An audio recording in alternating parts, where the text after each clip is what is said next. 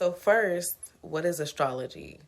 Astrology is the study of celestial movements in the sky, of the sun, where these placements are in the sky when you were born, and how they affect us as humans in our nature.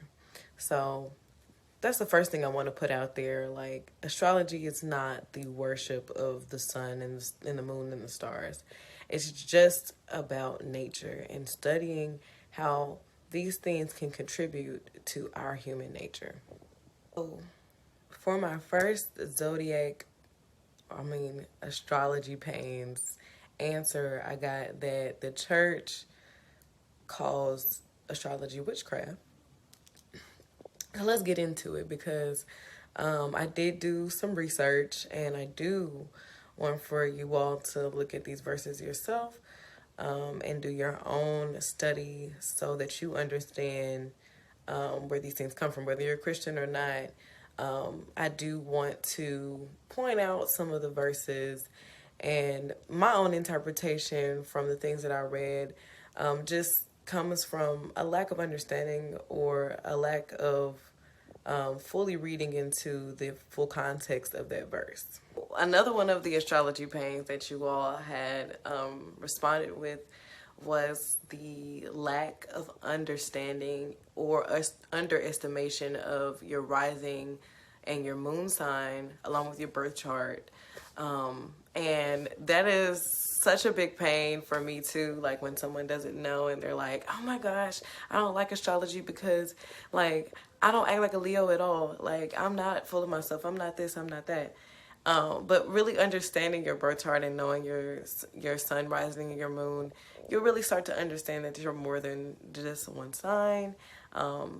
Understanding your birth chart will help you like to see like where the stars and the sun and the moon were at the time that you were born. And these things will pretty much give you a birth chart that has mostly every sign in it. And once you're able to see the placements of these things and understand these things, then a lot of this will start to make sense to you. For some people, it's just still too much to dive into, and I totally understand that.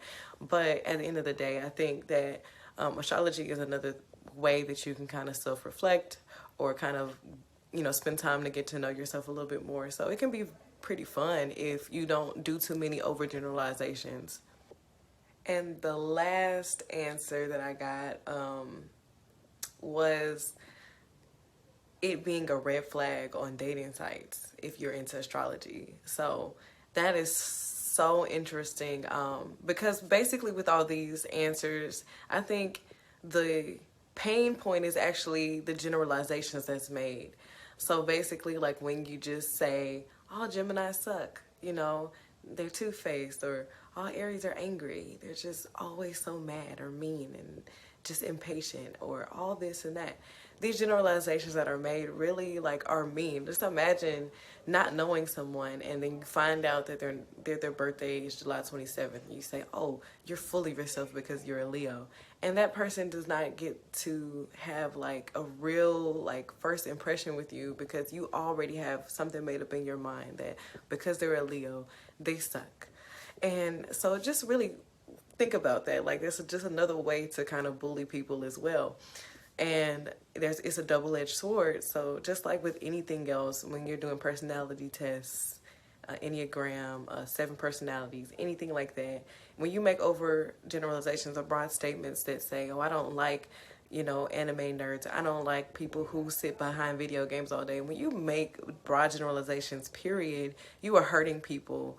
And, not everyone is the same, but also like just because someone likes something that you don't like or someone's into something that you're not really into, that doesn't make that thing invalid or negative or a sin or evil. Just think about it.